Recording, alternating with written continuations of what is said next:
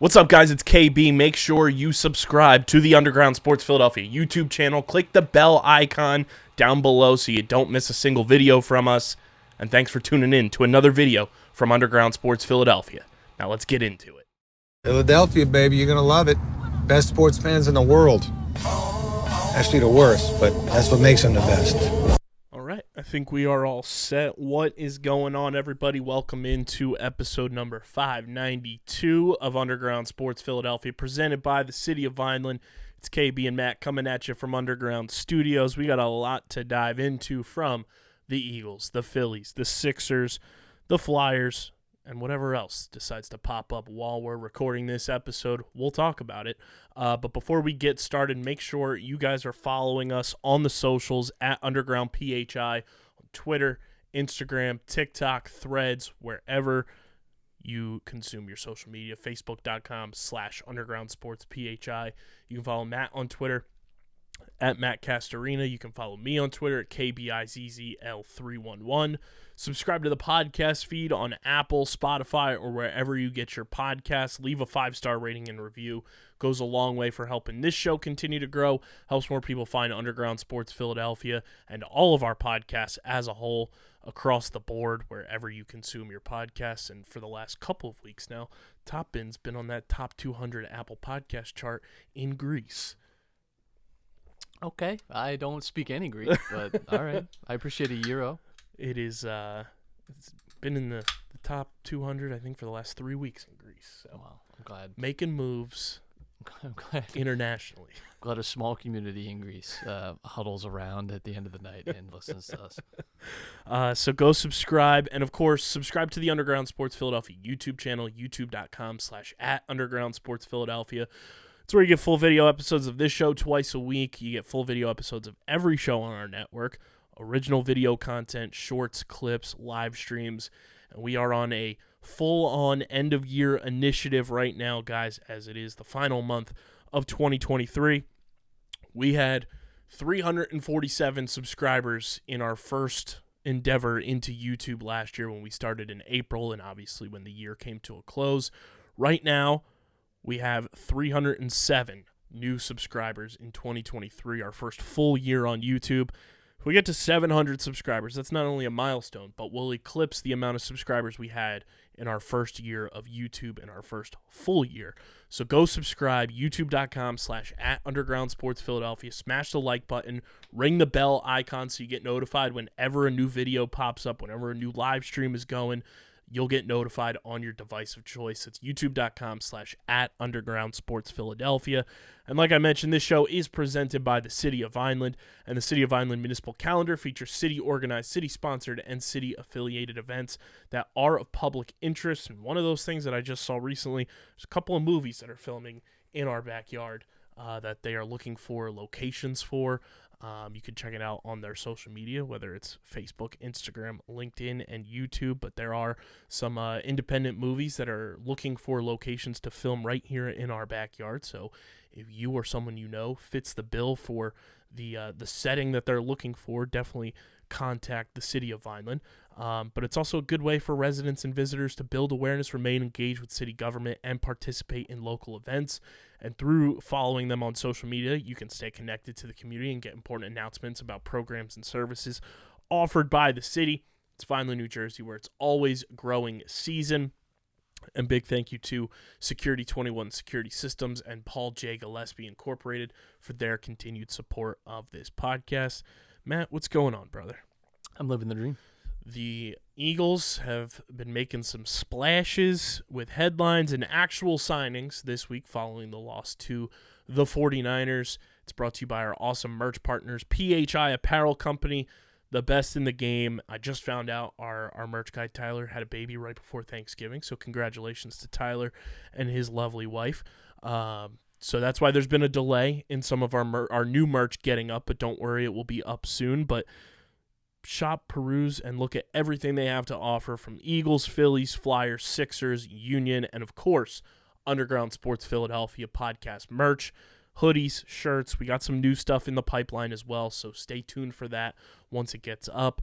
Go to phiapparel.co if you want to stand out in the crowd, and use code UNDERGROUND for 10% off any and all merch orders. It's the most effective and direct way to support everything we're doing here. When you get your merch, be sure to tag PHI Apparel Company on Twitter and Instagram, and tag us as well if you get your podcast merch, because we want to see where you're rocking it from. That's phiapparel.co, code UNDERGROUND for 10% off your order. Shaq Leonard, Matt, is officially a Philadelphia Eagle. Signs with the Birds after the loss to the 49ers, and it doesn't feel like he's the only signing on the horizon, as there's been rumors swirling that a potential reunion with Zach Ertz is on the horizon, as well as one that kind of came out of nowhere, Ndamukong Suh. Yeah, this is kind of the time of the year, too, with someone with Ertz, where someone maybe has been in street clothes for the whole year, signs, and you just get him for the playoff push.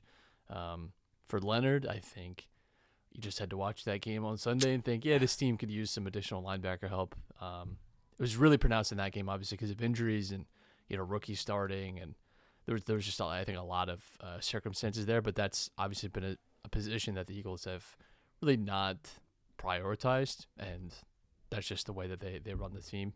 Got exploited on Sunday, and I think you try and fill any gaps that you can in any way. So, yeah, we'll see how he works out, but it's already a weak spot, so you have to think that he's able to at least get some snaps, and you kind of hope that you can duct tape it together for the rest of the season. Yeah, and he's going to be wearing number 50.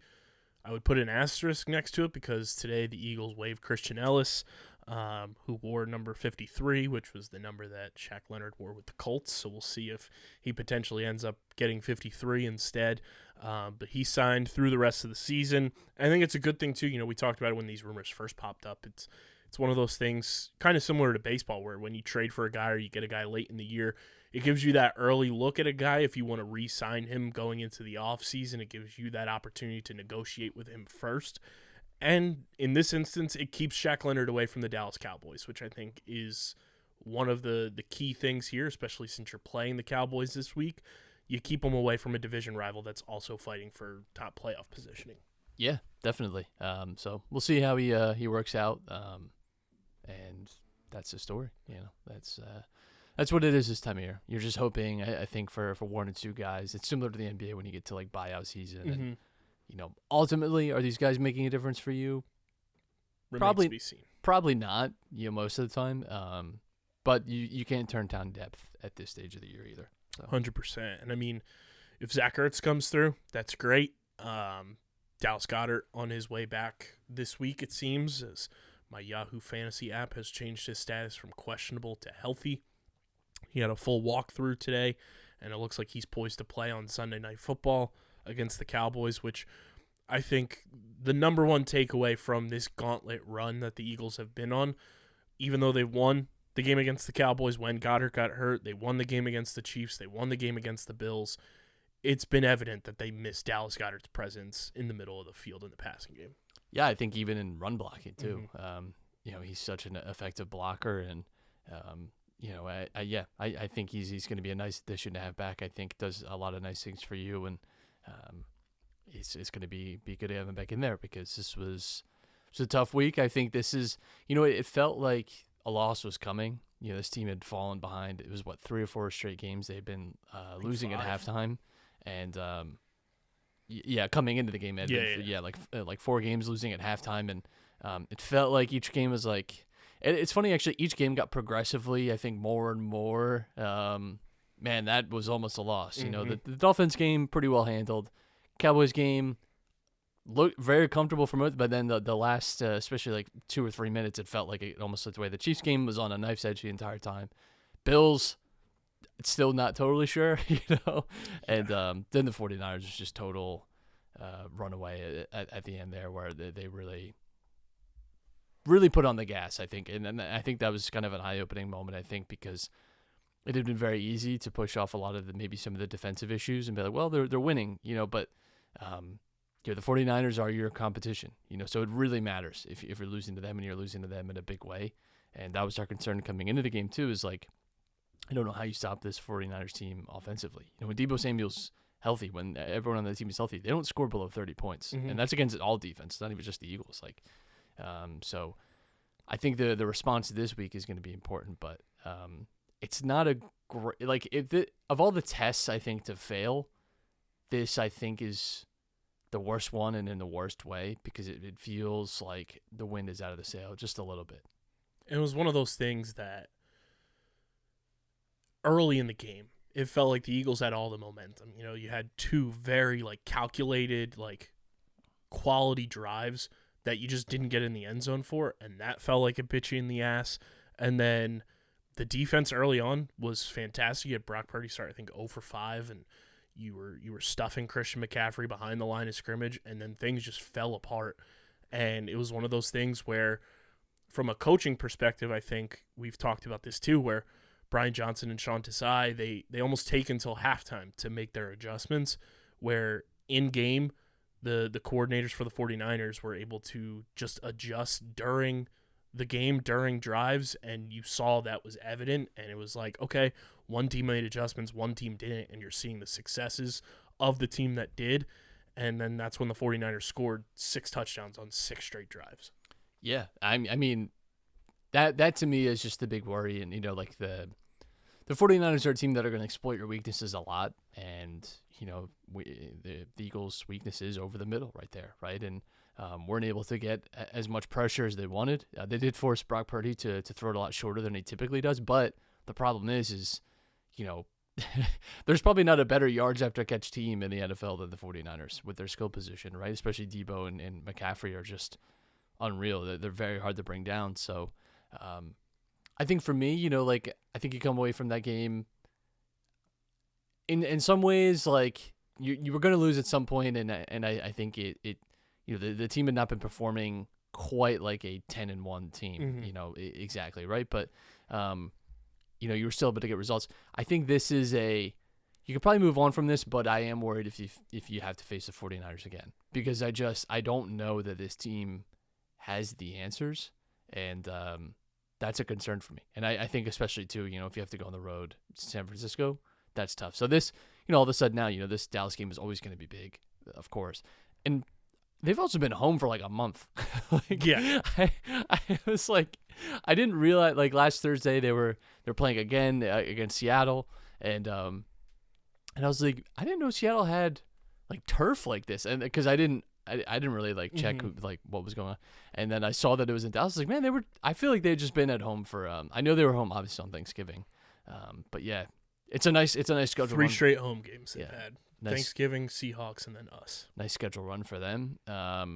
This game is always going to be big no matter what. But now, you lose this game, all of a sudden you're the 5 seed. You're the 5 seed. Your division's in question, and now you're really facing it. But you win this game, and I think it's still the final 3 games of the season are still so manageable for the Eagles that they should still end up as the 1 seed. But it is, I think, a little bit of this is a signal flare now. Mm-hmm. If this team ends up, I think, fading in the playoffs, it's going to be, we're going to look back at this week and be like, that was, our early sign that this team maybe at the highest level just doesn't have what they had last year. And that's, I think, due to a lot of things. I don't think it's just one answer either. Yeah.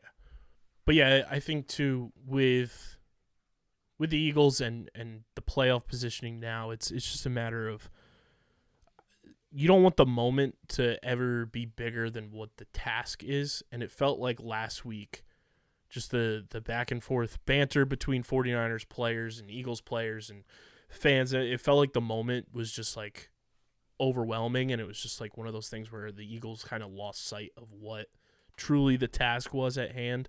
And, we talked about it after the Jets game too.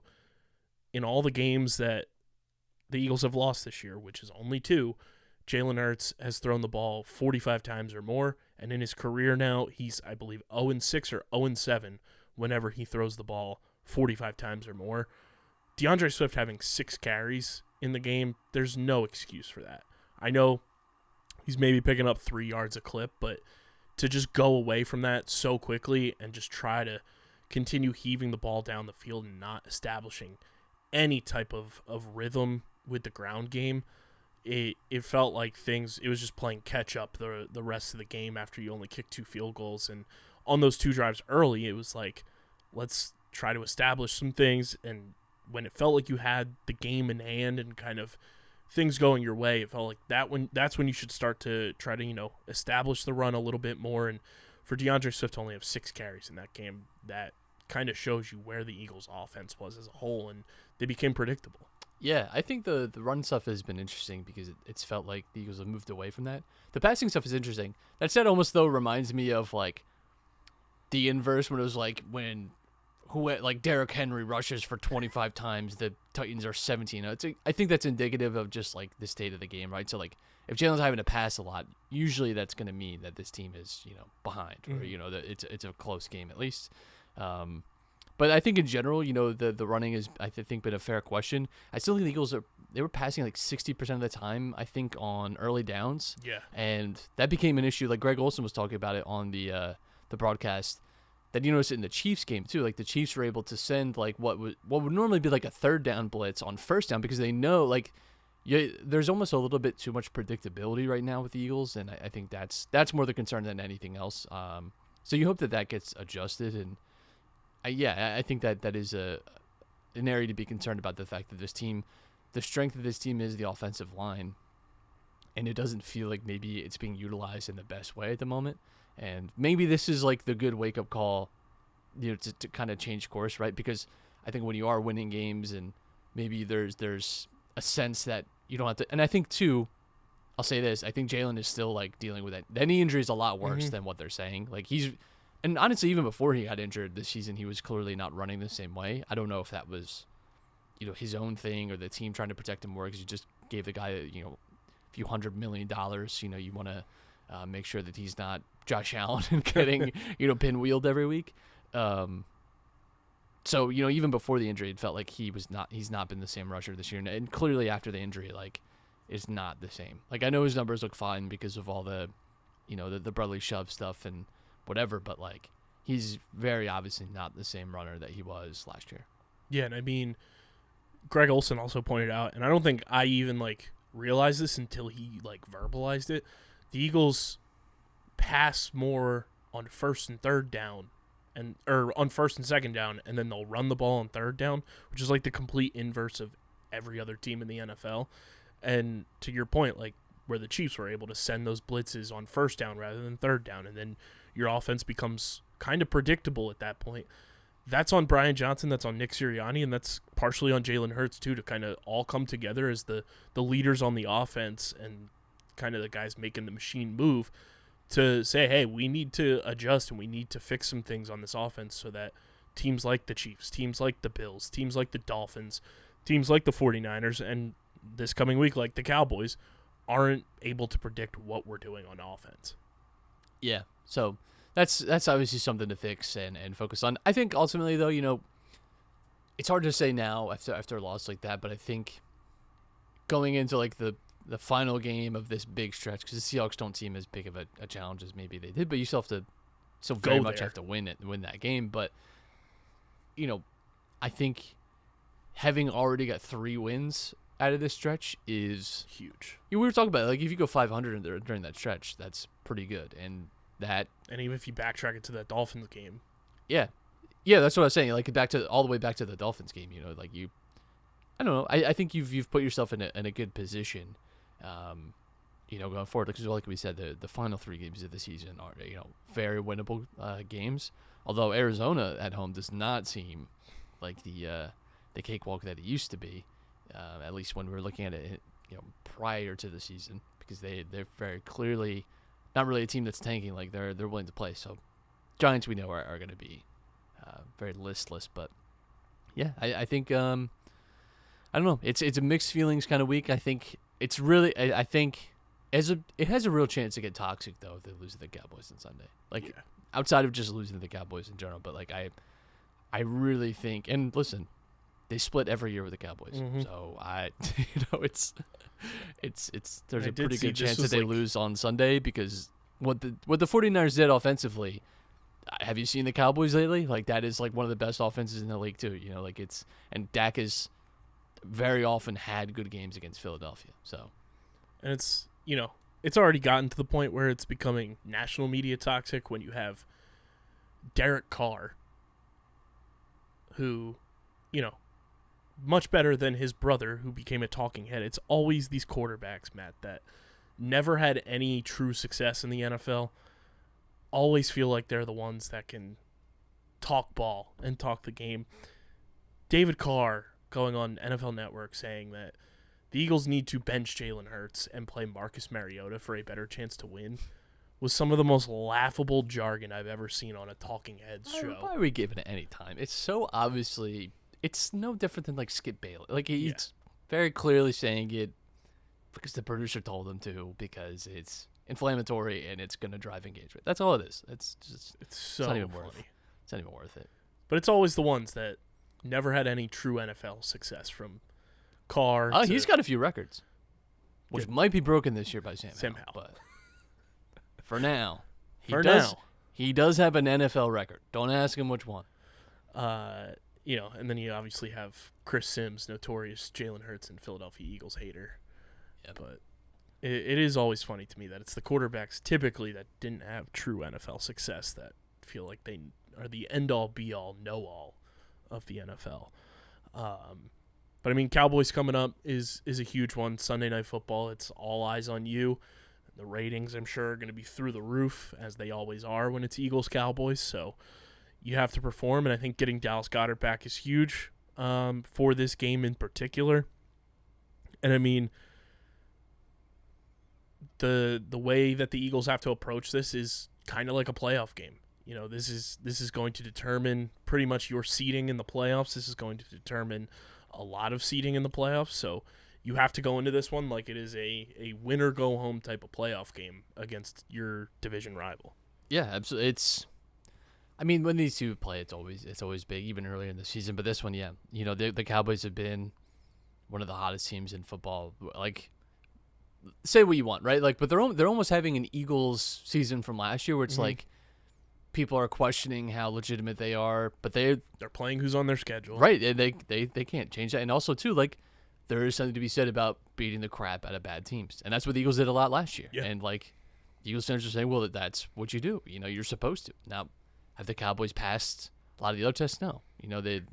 They similarly got their brakes beaten off by the 49ers and lost a pretty close game to Philly.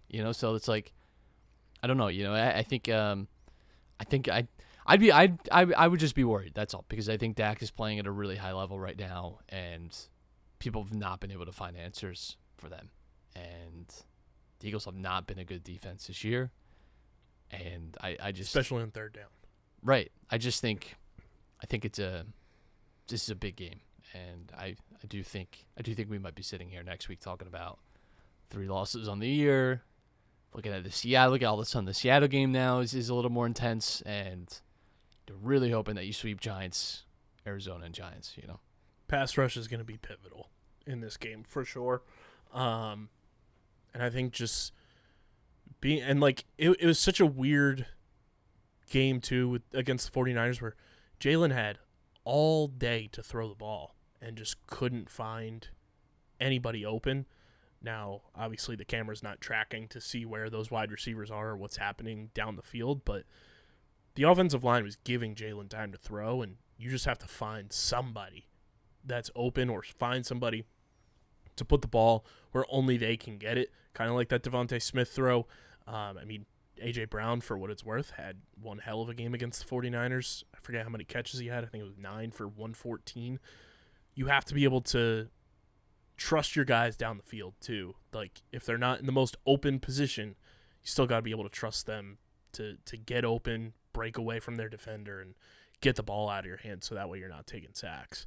Or, having to run out of bounds or get taken down for a 1-yard loss instead of picking up yards to move the ball down the field. Yeah, that's I just think there's a lot of issues that sprouted out of that game that you hope to fix over the next few weeks. I mean, like we said, though, the good news is it's still all in your control, and that's the most important thing. So, and listen, like, the 49ers still have some big tests too. They have to play the Ravens still. That could be a Super Bowl preview, honestly.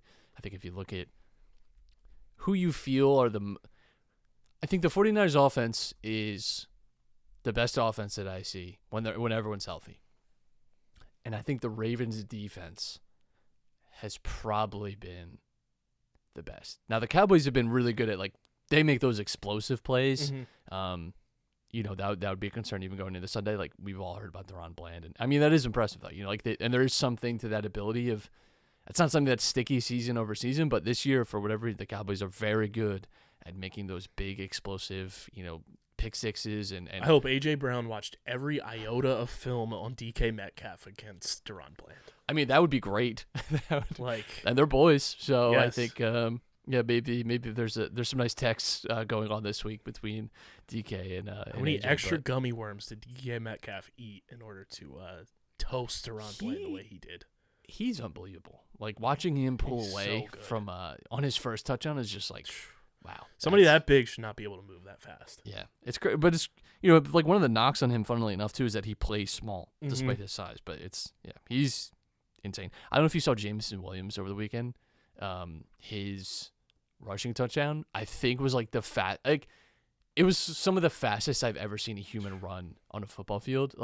He hit a gear that I didn't know that you could hit. It was unbelievable. You that phrase shot out of a cannon. He looked like he was shot out of a cannon. It was unbelievable. Between that and then, did you see Isaiah Pacheco on that run where he carried 8 defenders for 6 yards? Yeah.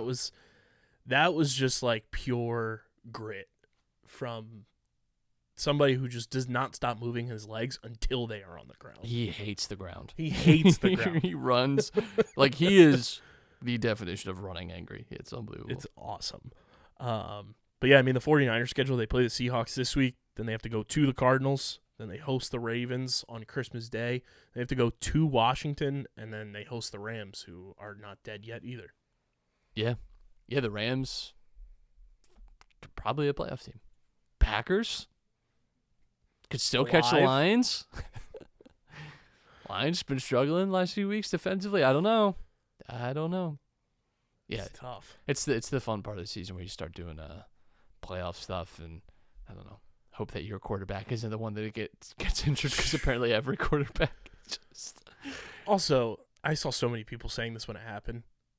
Jacksonville, Florida probably has the most golf carts per capita. Yeah, I don't know. Couldn't what was have up one with for that. Trevor Lawrence? Well, they gotta cut costs. They're trying to move to London in a few years. It's an expensive city to live in, so yeah, that was unreal. That was bizarre. That's another quarterback now. Sucks. What a game between backups, though. Honestly, yeah, really impressive, all things considered. But man, not that Kenny Pickett is great, but he's gone. Might be done for the season, with his surgery. You've already had everyone else. Daniel Jones been out. You have Joe Flacco coming off the street and looking great. If I'm a Jets fan, I am truly sick to my stomach that you had Joe Flacco last year, and he was fine. He was clearly not great, but you clearly have his number. Nobody sent him a text.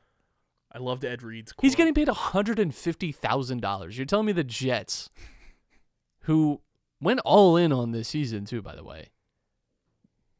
I don't understand. And now they bench Timmy O'Doyle, whatever his name is. Tim Boyle cut him, bring in Trevor Siemian, and then they had to and then they brought in Brett Rippon this week. Well, then they had to put their tail between their legs and be like, yeah, Zach, where to go? And Zach's like, I'm good. No, I'm good. I saw a really funny tweet. It was that meme where it's the manager texting. Oh, yeah. The guy's like, hey, we're short staffed for tonight. And he's like, damn, sorry about that. Good luck, though. Damn, that's crazy. Good luck, though.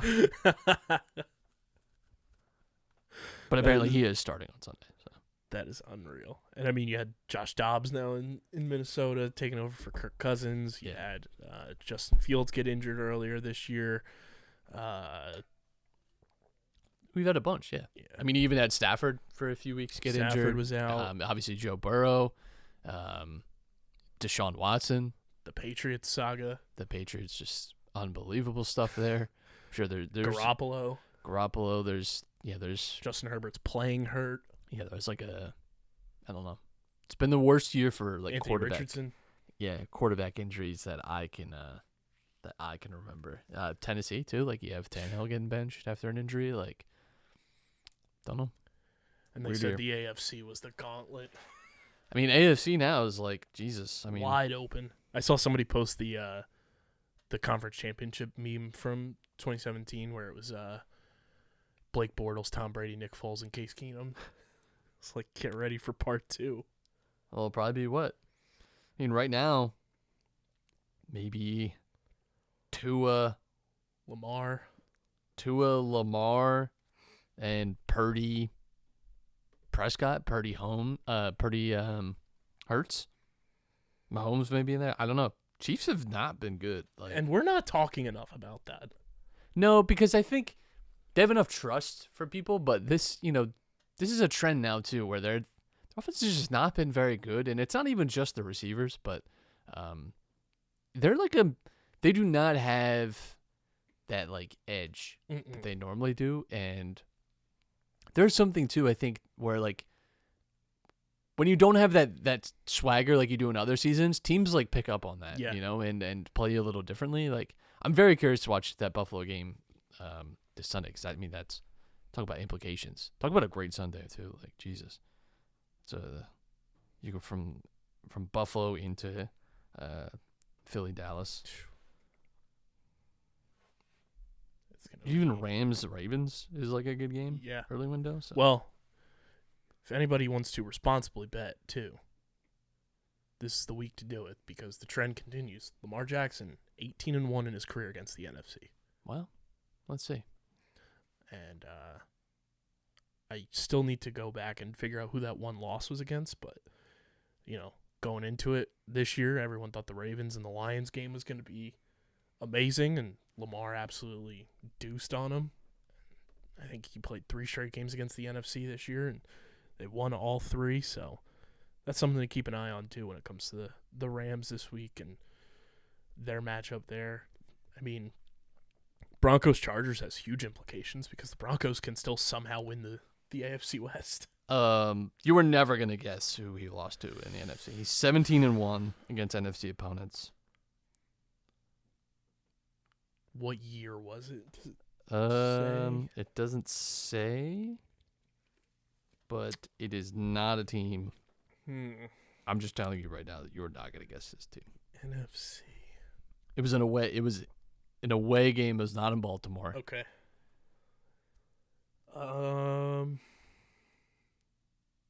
Panthers? No, you're like kind of for this season. You're in the right kind of. Okay. You're in the right part of the standings. It's another team that has dealt with a lot of quarterback issues. The Cardinals? No. Cardinals have had good years between, when True. Lamar has been good. Like, this is just like, really? This has been the worst era of this team, like, in their history, pretty much. We are intimately familiar with this team. Oh. Is it the Giants? It is the Giants. Wow. That was 24-20 at MetLife. See, that was last asterisk, year. It was I at guess? MetLife. That was last year. Yeah, last year Damn. they lost 24-20. I wonder if that was. Didn't he have that injury? I wonder if that was. I what think it was. so. Anyway, the Giants. Asterisk. It was at MetLife. Yeah. Field stinks. But yeah, a lot of good games this week in the NFL from Eagles, Cowboys. Like Matt mentioned, we got Bills, Chiefs at 4:25. Frisky Monday night game, Titans, Dolphins. Why do we have 2 Monday night games, by the way? I don't know. What is at up the with same that? time? Don't get it. Jaguars, Browns, depending on if everything with Trevor Lawrence doesn't look like he's playing, but they're not ruling him out. Colts, Bengals could be frisky as well with playoff implications. And then Rams, Ravens in the 1 o'clock hour as well in Baltimore. So some good ones across the board in the NFL. But let's shift gears from the gridiron to the hot stove. It's brought to you by our friends at Tomahawk Shades, the best small batch eyewear in the game. You guys can go to tomahawkshades.com or download the app in the App Store or Google Play. And when you go to checkout, fill up your cart with sunglasses, blue light glasses, ski goggles, prescription lenses for a fraction of the price of the big eyewear companies, and use code USP for 25% off your order at tomahawkshades.com. That's tomahawkshades.com, or download the app and use code USP for 25% off your order. Jock Peterson trolled all of Philadelphia today, apparently. He posted on his Instagram, like on his actual feed, not just like his story or anything, a picture of him with the Philly Fanatic, with Dancing on My Own as the song choice, caption, Always Sunny in Philadelphia. Jesus Everyone Christ. goes into a frenzy. Did we just sign Jock Peterson?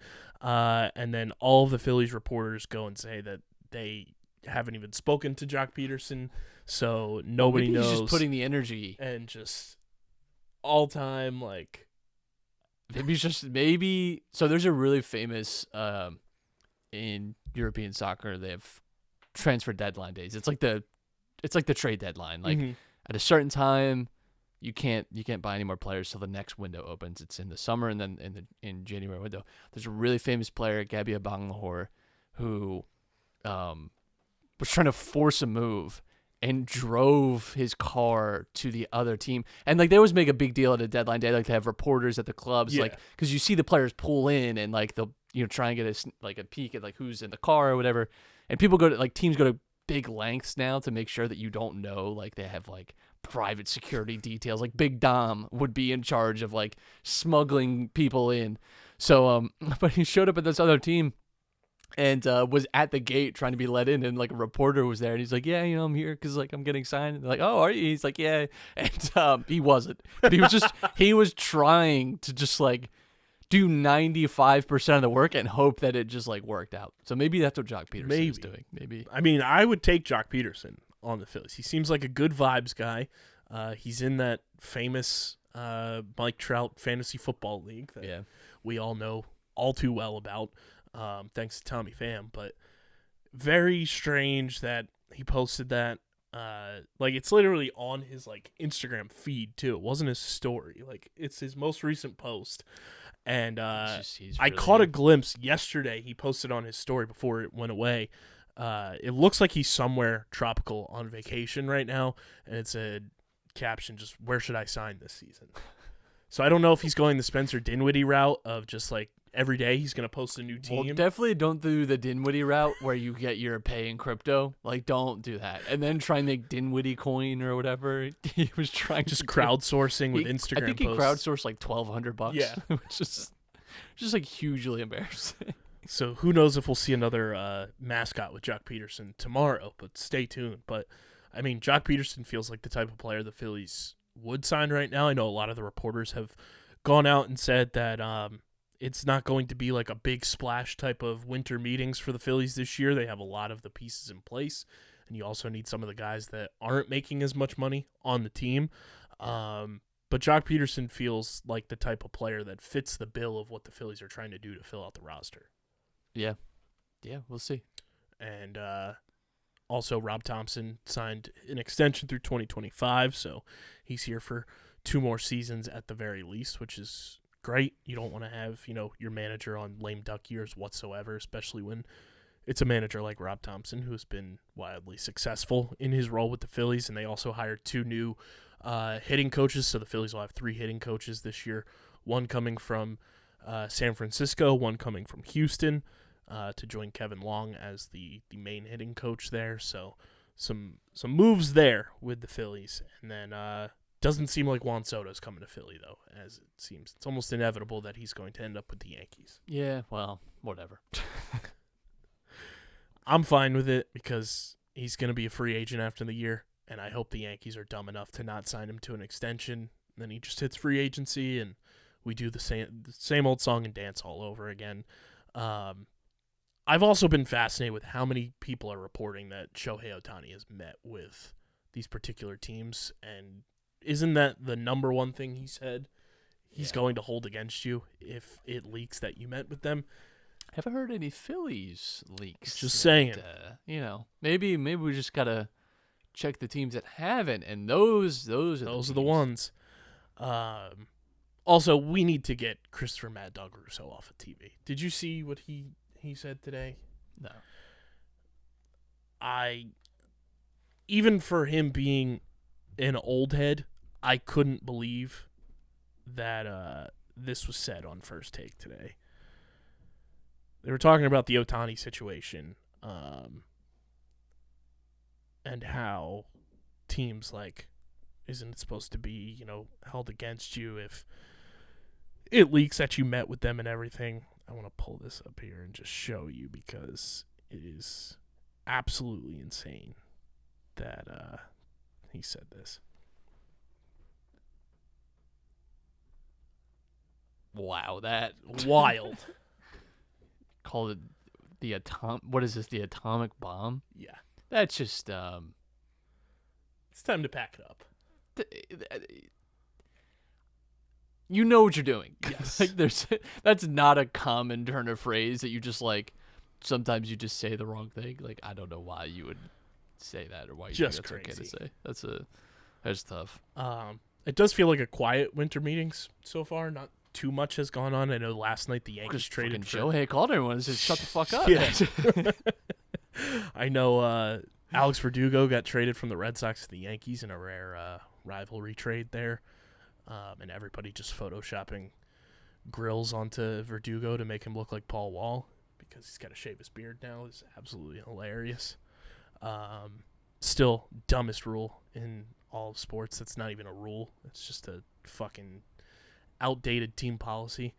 But yeah, I mean, I fully didn't expect the Phillies to make a giant splash in free agency early unless something fell into their laps. But I do feel like the Phillies got better today, Matt, because Craig Kimbrell signed with the Orioles. Yeah, mixed feelings about it. I think the playoffs really soured it, but in the regular season, had good moments, and I was fine with his signing last year. Mm-hmm. It didn't turn out spectacularly, but I think it was actually a good signing, all things considered. I know it didn't end well, but what he gave you during the regular season, and you never know too behind the scenes, a great veteran pitcher who's been in a lot of situations, his habits, his approach, how that kind of rubs off on everyone else. I don't necessarily think it's a coincidence that the rest of the bullpen was very good this year. Not that Kimbrell's the source of all this, but I just think you kind of have to look at the big picture and maybe he's a part of that. I don't know, but yeah. So I don't have any negative Kimbrell feelings, but Baltimore feels right for him, especially since their closer's out for the they're year. Just taking our because they got why can I never remember his name? We have the Cy Young bit with him. Oh, Kyle Gibson. Cy Gibson. Why can I never Cole remember? Irvin's with them as well. Yeah, they love. They're just who's expiring off of Philly. Michael Franco played for the we'll Orioles. Take them. We're an Orioles feeder team. But you know what the door opens now that there's a spot open in the bullpen, and there's a lot of rumblings that we could have a nice little homecoming reunion. Hector Neris could potentially be a guy that the Phillies should never back. left in the first place. Agreed. Should have never signed Jerry's Familia. Should have kept Hector Neris. But you know what? If you bring Hector Neris into this bullpen, you got World Series pedigree pitcher back there. Technically true. Yeah. I would take Neris back. 100%. I think you add him, and then you. I think this Phillies team, the one thing that I would like for them to do in terms of making a big move is just finally go get a closer, because the last two postseasons, it's bitten you in the ass to not have a solidified guy as your ninth inning pitcher. Go get a guy that is a lockdown closer for this bullpen, and I think that puts you right back in the mix for NLCS appearance, World Series, and potentially over the hump and winning a title, because you have the bats in place to do it. Yeah, I think closers everyone's always looking for them, and I think they're just hard. It's a really hard position to sign as well. Usually guys that hit the market you have to overpay, and it just probably one of the weirdest positions to try and figure out, because it just feels like year on year guys can have these big swings. I don't know. So It I do feels agree, though. It should be a priority. Feels like a trade type of thing, too, Yeah, that you'd want to go and definitely. do. Like, I don't want them to overpay for a guy like Josh Hader because he feels like a guy that can implode at any given moment. See when Matt Vierling demolished his entire confidence in 2022. But go get a closer, bring Hector Neris back, and really solidify the back end of the bullpen. That way you're not relying on – and not that he's a bad pitcher, but it's not like you're relying on Ryan Kerkering in the playoffs when he made his MLB debut in late September. So go make back end of the bullpen type moves, and I think this team will be right back where we fully expect them to be. And then go get an outfielder so that you can let Johan Rojas kind of develop more at the AA and AAA levels and really focus on hitting and develop his bat more because the defense is there for him already. Yeah, definitely. The Philadelphia 76ers, Matt, they are back in the saddle with Kelly Oubre back. It's brought to you by our pals at Kenwood Beer. You can get Kenwood Beer at the Wells Fargo Center, and you can now officially get it if you live in Maryland. KenwoodBeer.com. Check out the Kenny Finder to see who's got it on tap in the Pennsylvania, Maryland, and New Jersey areas or at your local liquor stores. It's 4.1% ABV, just 120 calories, only 8 grams of carbs. Go to KenwoodBeer.com. Got to be 21 or older to do so. And, of course, please drink responsibly. Kelly Oubre back in the mix tonight, Matt, as currently the Sixers are down 43-35 to the Washington Wizards. Good to have the depth back and the player that is back, and good to see that Kelly Oubre, the person, is doing okay. Yeah. Weird situation that I saw you commented on LinkedIn the other day, and just like I just don't even want to. I don't want to go there. You know, I don't even want to get involved. But yeah, I'm pissed because in-season tournament was super cool. It's pretty cool. Tons of stuff coming out about it. A lot of controversy last night about a fraudulent timeout, fraudulent rings, fraudulent timeout calls. What do you expect? Celtics choked. We just missed out. Missed out on all that. Missed out on all the fun. Everyone's locked in for the semis now. Like, it sucks. We tried to tell you. It sucks. I knew it. I knew it was gonna be a lot of fun. They made it a big thing. There's just the 2 games playing. Everyone was locked in on them. Dumb. I hate it. Tyrese Halliburton's pretty fucking good. Yeah. Remember when we almost got him? Jesus. Remember who was there was a Shea rumor. I think for Ben. Yeah. There was a random, and I would have cut off my yeah. hand. I mean, honestly, but that's life. That's life. Sixers are back at home as well on Friday against the Hawks. So Kelly Oubre will make his return to the Wells Fargo Center on Friday. But, I mean, it sucks that they lost to the Celtics almost a week ago now, but hell of an effort with the Hospital Sixers going up against the top team in the East. And, I mean, what a performance from Pat Bev. Yeah, you got a Tatum ejection out of that game too. It's kind of nice. I don't know. It was a nice early season kind of rivalry. The stakes aren't too high just yet, but there's clearly like not a love. Some animosity there. Joe Mazzulla ducking the handshake with Pat Bev after the game. Absolute fucking loser. God damn, I hate that guy. Fraud.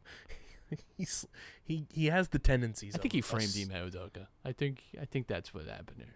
I don't hate that. I mean, It's kind of crazy that we're never like. This is the messy part of me. I need to know. I need to know what Udoka did. That was so bad. I need to know. and you know who I knows? just have to know. You know who knows? The guy who's playing for the Clippers. Yeah. I need to know. I need to know what happened. I mean, Udoka getting into LeBron. Yeah. He said, "Hey, don't sling that B word like that." Well, there's one thing LeBron does not like is being called a bitch. I remember Draymond called him that. You remember when he went off saying that he was like a father to 3 kids or whatever? Yeah. That was not like Draymond just called him a bitch. Like that was like why he like you would think like him saying that he said something really like kind of vile like apparently it was yeah. Not a fan. He does He not like respects the B women. word. Women and female dogs alike. Yeah. I saw Pat Bev talking about it too on his podcast with Roan, and He was like, yeah, I don't sling that word like that. He's like, I remember when I was a kid playing on the court, and he was talking about how like he ended up hitting like a game-winning shot against like a grown-ass adult when he was younger, and adult just swung on him and knocked him out cold. That's awesome. That's to which Roan responded with, grown men swinging on kids? What is he, Josh Giddey? jeez. Yeah, Christ. What a situation that is. But I mean, Sixers still firmly in the top 4 in the Eastern Conference. 12-7, hopefully improve and beat the Wizards tonight, as they are kind of a laughing stock of a team this season. Magic still sticking around is very impressive to me, though. I mean, they're good. They're a good team, and like they're one of these young teams. You see them take leaps. Franz Wagner's not even playing like great. You have Paolo, of course. Like, I don't know, man. And they're like they're a tough matchup for teams too, right? Because they have these good defensive pieces. If Jonathan Isaac can stay healthy when all his alternative medicines, when he's not on Turning Point USA. Yeah, when he's not doing going to college campuses and having someone change his mind. He's not the guest on the Tucker Carlson show debating two genders and bathroom issues. But honestly, like they're a little bit scary. I think like they ask a lot of questions of teams that I think is kind of tough. And I would not love. Ironically, like Fultz is kind of on the outs there now, and it's like he could end up somewhere. He's kind of bounced back. Fultz back home? Maybe. I would consider. Also, I don't know if you saw this. After the Pacers won their game against the Celtics, somebody tweeted the draft board from Tyrese Halliburton's draft year. The Pacers ended up with, I want to pull this up here. It was the 2020 draft. The Pacers ended up with the number 8, the number 10, the number 12, and the number 14 picks in the 2020 draft that are now on their rosters, which are Obi Toppin, Jalen Smith, Tyrese Halliburton, Aaron Nesmith. Yeah. Sometimes it works out like that. What a team. But yeah, I mean, Sixers are playing solid basketball. Hopefully, Embiid and Maxey can remain on the court. Not having them against the Celtics was not ideal, obviously, and you almost win that game. So who knows if they end up playing, if they pull that one out against the Celtics, and now you have to wait till February to play them for the final time this season, which is kind of frustrating in terms of just like overall standings and everything. But we'll see how things play out with the Sixers in this game against the Wizards, and then on Friday against the Hawks as Christmas quickly approaches, and Sixers obviously playing on Christmas in one of the nightcap games at 8 o'clock against the Heat down in Miami, which Heat have kind of been up and down team this year. They're 11-9 on the season, and we'll see how that game plays out. I hate the Heat. They're just like, doesn't matter with them. They are totally averse to any kind of number, any kind of statistic. It just doesn't count for them. So they could be 0-81, and we play on the final day of the season. I wouldn't love it. Yeah. Moving to the other team that plays in the Wells Fargo Center. I know it grinds your gears that they're winning games and everything, Matt, but gotta say, it feels really fucking good to beat the Penguins in a home and home. I mean, yeah, but will it feel better to have like the 3rd pick or like the 10th? Like that's, I think, gonna have the long view. Season ended today. Flyers would be 3rd seed in the Metropolitan. I listened to a podcast, and there's a Giants fan. He was talking about how frustrating it is because they beat the Patriots the other day. Mm-hmm. He wants them to tank. His brother was like, "Oh, you got to win the games." And someone wrote in as like, "Hey, as a Jets fan who watched my team win a dumb fucking game, that meant I have to watch Zach Wilson rather than Trevor Lawrence. I can tell you, like, yeah, it feels nice in the moment, and then you get to the draft, you're like, we're stupid."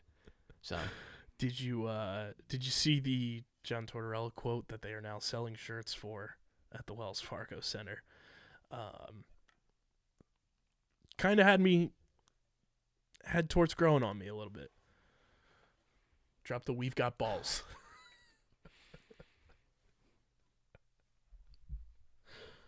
We are a parody. Honestly, I mean, deeply unserious. going into the season, there was zero expectation, probably even negative expectation for this team. I think for the roster that they have, where it's so young, outside of a couple of guys like Cam Atkinson, Scott Lawton, Sean Couturier, for this team to have 28 points already is, I don't know if it's overachieving or just like a sign of, down the line, good things to come with the core that they're building. I also love the quote that Torts had where he nicknamed Michkov already and called him the Mad Russian. That's good. I will say it's a little offensive. I think that's very Cold War nickname, and we've moved past that. But all right, we'll put a pin in it until we figure out a way better nickname for an 18-year-old kid. Flyers next game on the schedule. They play tomorrow, Thursday. They start off a 3-game West Coast road trip against the Coyotes and the Avalanche, and then the Nashville Predators before they come home to play the Capitals, the Red Wings at home, and then they got the Devils on the road.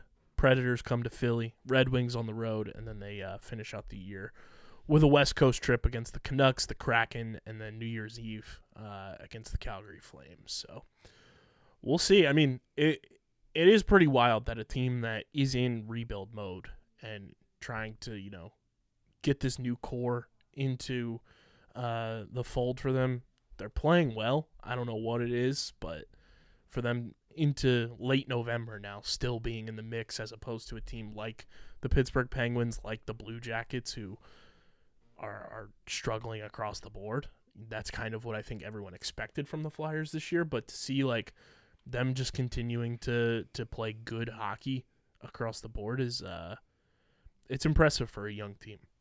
Yeah, I think there's some component of that too. I think you have to take the good with the long-term bad of winning too many games and not be. But yeah, I do think if you want to talk like the nonsense about winning culture and all that stuff, which I don't really believe too much in, but yeah, there's that component.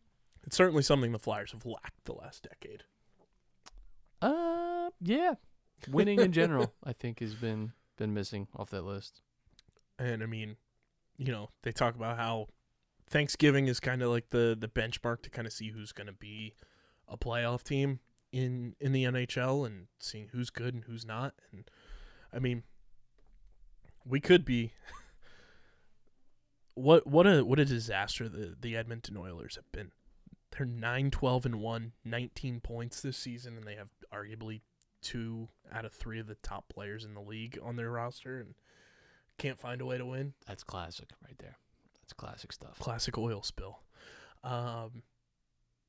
Yeah, good show. Thank you guys for tuning in as you do each and every week. Make sure you're following us on the socials. We got a big, nice little fun event coming up on Friday in the city, so follow us on the socials at Underground PHI, Twitter, Instagram, TikTok, Threads, Facebook.com/Underground Sports PHI, Twitch.tv/Underground Sports PHI. You can follow Matt on Twitter at Matt Castorina. Follow me at KBIZZL311. Subscribe to the podcast feed on Apple, Spotify, or wherever you get your podcasts. Leave a 5-star rating and review. Goes a long way for helping the show continue to grow, helps more people find Underground Sports Philadelphia. Oh, I wanted to ask you your thoughts on the Big Dom situation. First of all, I didn't know who this person was, and I felt very out of the loop because everyone was like, Big Dom, and I think at least a third of the people were pretending like they knew because I had no clue who this person was. I didn't know I was supposed to know who this person was. I thought it was actually gonna be the turning point in the game because it's like, oh, like here, and actually I started watching the game, and I was like, here, last year, right? It's the San Francisco fans complained because, and I mean, fair enough, like their quarterbacks got injured, like there's not much to do, but the game, and then if this was the moment, if the Eagles ended up, well, because Greenlaw got tossed, because this, whatever, you can't put your hand in people's face. I also think it was probably right for Dom to get ejected too, because probably not his place to be. But I will say that did not happen until Shanahan was like mouthing off for like a minute straight to get him ejected. I mean, yeah, like you've never been able to put your hands in people's faces. Like, I don't know. Pacheco did that, like, and you got ejected. You're like, it's just you can't do it. That's like the one thing you can't do in football. Like, is after the play, after you just got a personal foul, like, and you're a notorious dirty player. Yeah, like just Dre Greenlaw is like Vontez Burfict light. Who's the guy on the Broncos this year? Has already had two suspensions. Kendricks. Yeah. I mean, I read an article from SB Nation and this was like from September of this year. So dating back to 2022, Dre Greenlaw has 6 personal foul penalties. Nice. So dirty player. But yeah, if you want to dress like Big Dom probably dresses at home, our pals at Foco, Matt, they've got new velour NFL tracksuits. Very nice. So gear up with those. Links in the description. Subscribe to the YouTube channel, youtube.com/@undergroundsportsphiladelphia. We're at 657 subscribers, trying to get to 700 before the ball drops on New Year's Eve. So go subscribe. Actually, it's 658. So keep the subscribers coming. And, hopefully we get to the milestone thanks to you guys. We couldn't do it without you. And like I mentioned at the top of the show, get your merch, phiapparel.co, code underground for 10% off your order. And this show is presented by the City of Vineland. And whether you're a company looking to expand, relocate, or you're a new business startup, selecting the right location is critical to your success. Vineland, New Jersey offers both an affordable business location and an excellent quality of life. The city's economic development department is a one-stop source for moving your project through the development and approval process, and their goal is to make this process as smooth as possible and to provide the fastest turnaround times in the region. If you're considering potential locations for your operation, contact the Vineland Economic Development Team at 856-794-4100. That's 856-794-4100. Vineland, New Jersey, where it's always growing season. This has been episode number 592 of Underground Sports Philadelphia, presented by the City of Vineland. For Matt, I'm KB. We'll talk to you guys after Eagles-Cowboys on Sunday night, but until then, we're getting the heck up out of here, and we are signing off. Peace.